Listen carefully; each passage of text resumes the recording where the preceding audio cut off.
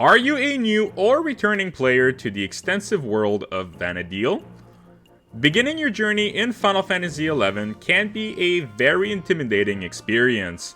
The game does not hold your hand at all throughout your journey, and basic gear and spells can be extremely difficult to obtain. Guild making becomes a lot easier later on, but what are the best camps to help bridge that gap? What are some of the strategies to help strive as a new player? Hey guys, my name is Zarbral, and in this guide we will cover some starting strategies to get started on the right foot in Bastok specifically. This will be a 3-part series, each covering a fresh adventure from all 3 of the starting cities. As always, this guide is made on and for the WingsXI private server specifically. This means that the information portrayed on this guide is made for the classic era of Final Fantasy XI, and might not be optimal if you're on a other server or on retail. With that out of the way, let's dive right into the video.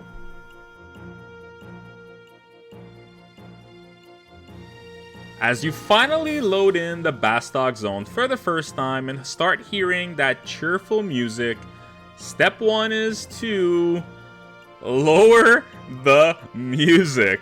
The default settings for music and sound in this game are so loud it's actually unbearable.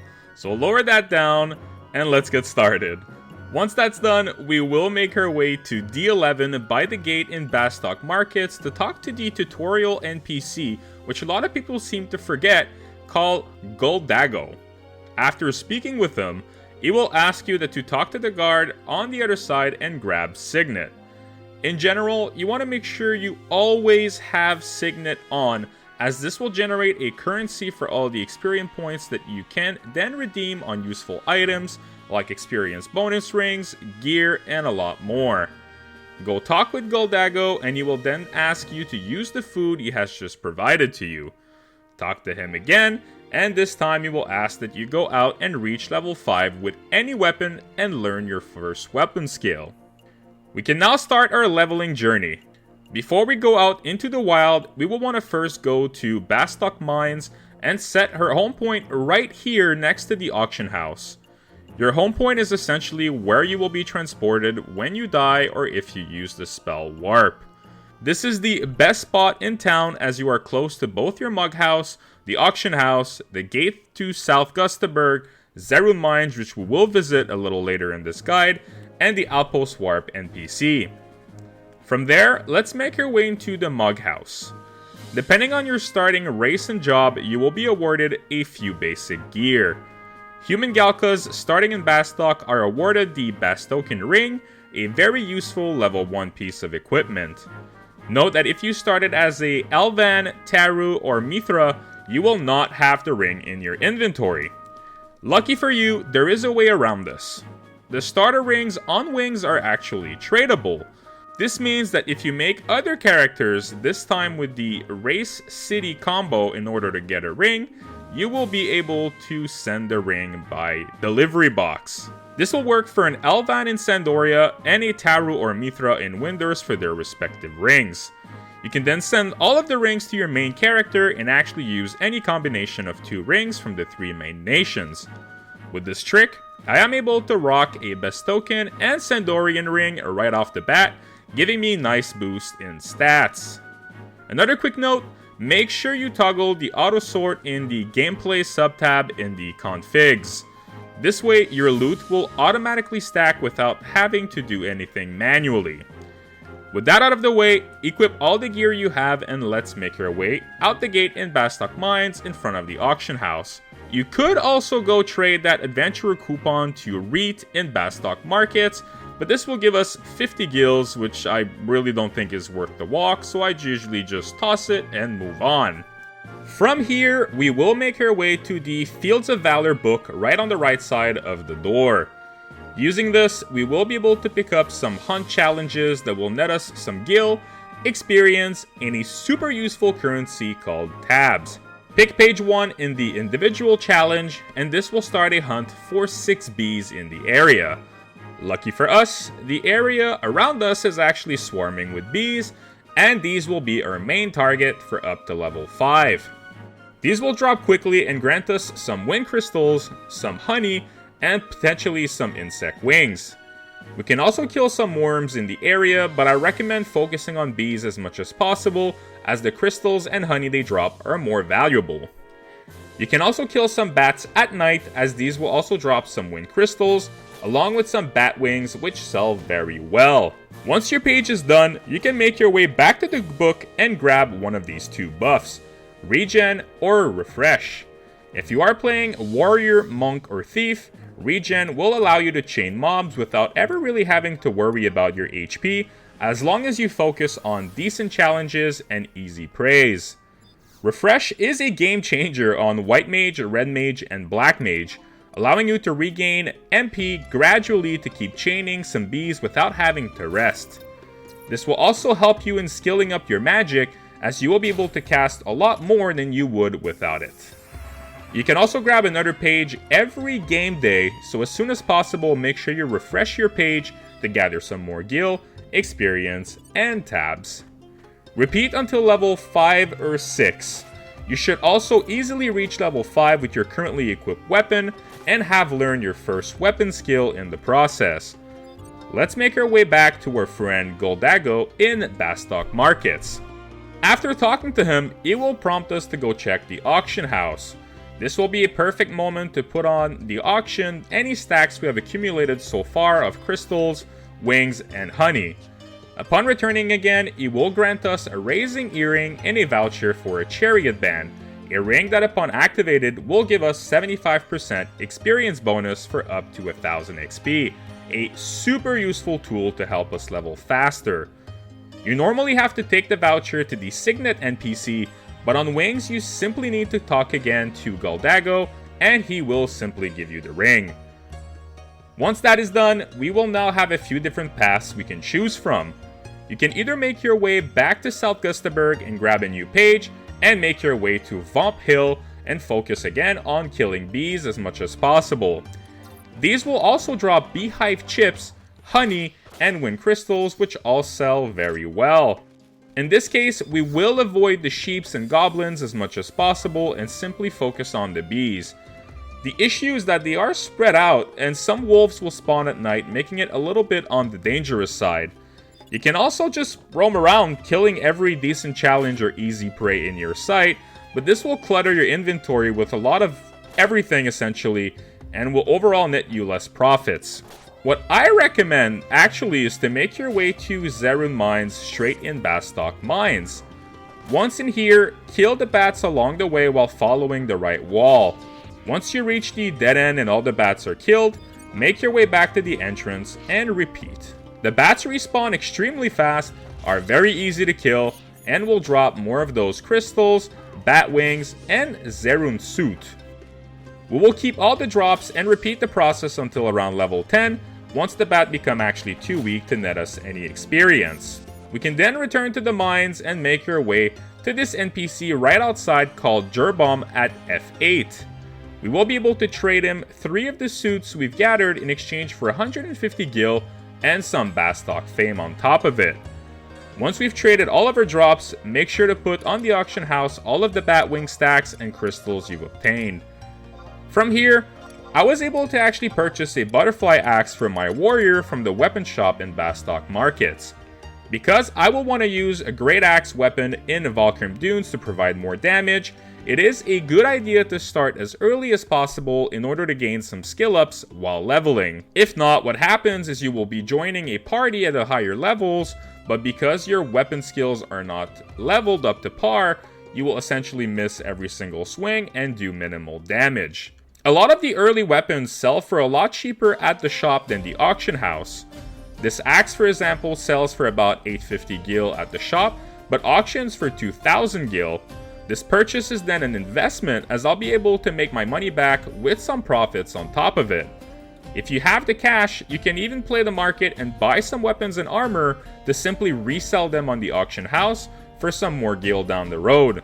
Make sure you double check with the auction house before making purchases though, as some of the armor, for example the face guard or the scale boots, are actually a lot cheaper on the auction house than they are at the shop. With that new weapon in hand, let's make our way to our new camp. We will take that same exit in Bastok Mines and make our way to the far end of the map right next to Dangraf Wadi. Make sure to grab page 1 again from the book and regen and or refresh depending on your job. The area here is swarming with bees again, so we will focus on them for up to level 12. I also killed some goblins as they drop fire crystals, which also sell for some good change. I was able to skill up my great axe to a reasonable level, all while getting more drops and XP, preparing me for the next challenges. At level 12, a lot of options open up to you. You can make your way to Valkyrim Dunes and start partying with other players. You can start working on some missions for Bastok, complete some quests, or even keep soloing if you see fit. Soloing is a lot slower than a good party, but will still net you stable XP, all while keeping all the loot to yourself versus sharing it with 5 other players. If you do decide to join a party, you'll want to make sure you're at least prepared and not overly gimped in order to not become a nuisance to your group.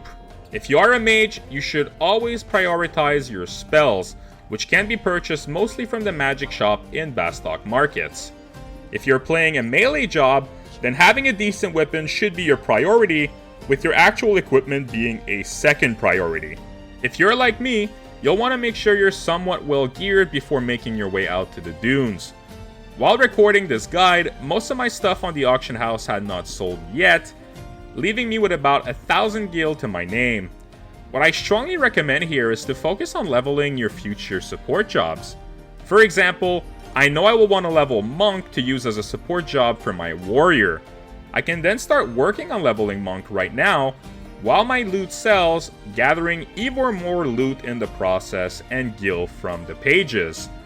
On my main, I actually leveled 5 of the 6 basic jobs to level 12, while selling every single crystal, wing, skin, meat, ore to the auction house. Yes, it was tedious, but I would not have to worry about the solo part for a while, and all the materials I gathered made it a breeze for me to afford all my basic gear and spells.